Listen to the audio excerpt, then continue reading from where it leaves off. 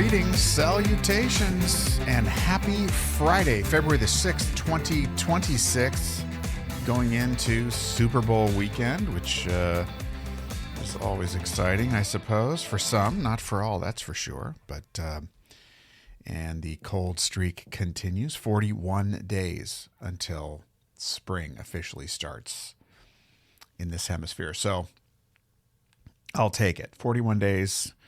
We're going to be in the 30s soon. And it looks like next week we start getting above freezing here consistently for a few degrees above freezing.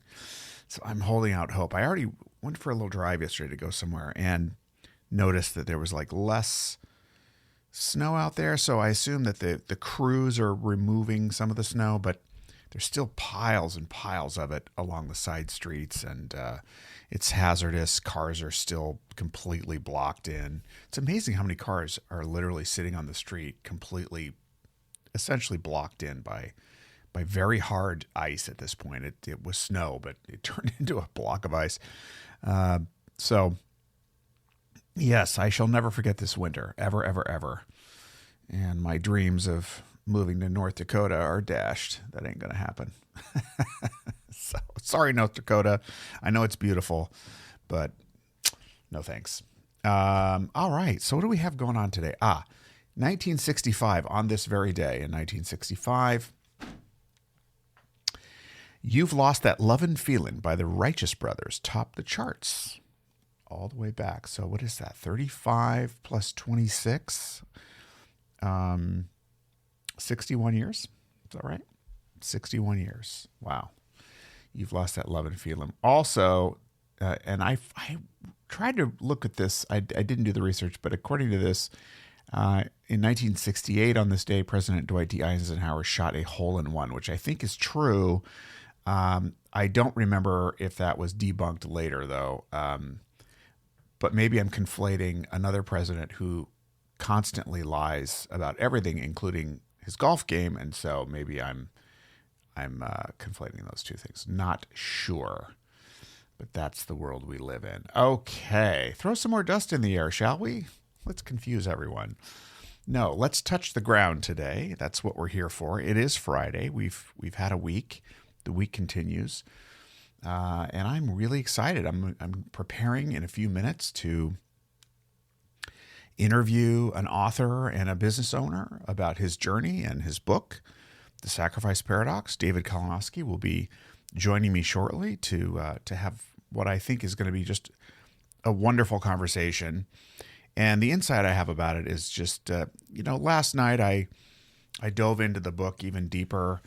I've read probably more than a third of it.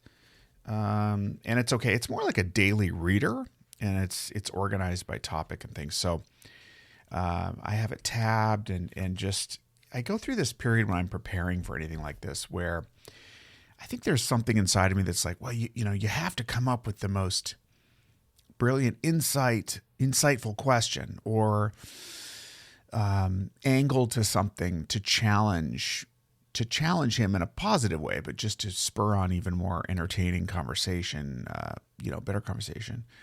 And invariably, when I'm preparing for anything like this, I get to a point where I realize you were prepared before you started preparing.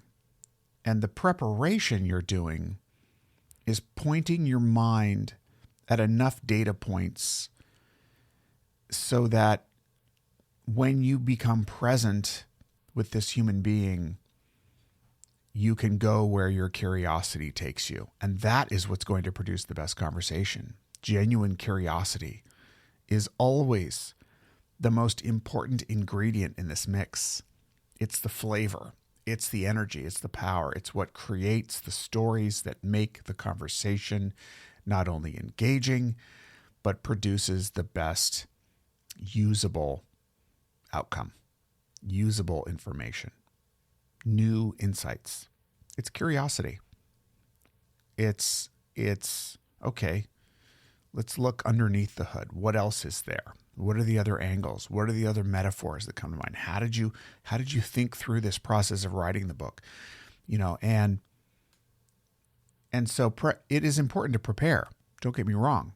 But the preparation isn't for what I always first think that it is, which is some kind of deficit of knowledge that I need to fill. No, it is the imagination. It is the curiosity.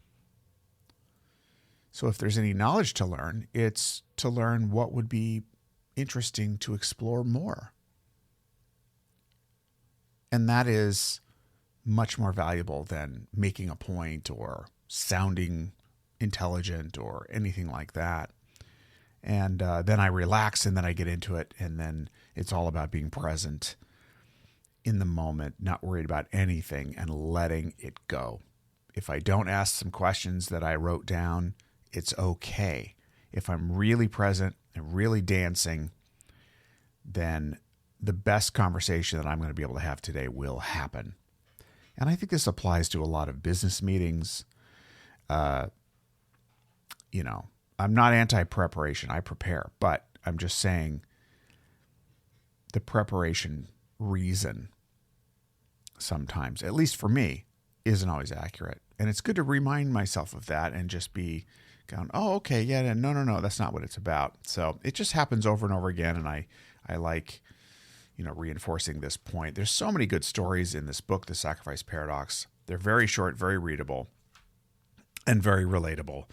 And so I think I've got some good questions for David, depending on where we take this together. So excited for that, excited for the weekend. Of course, we'll watch the game and the halftime show and all of that. Just the tradition of it is nice.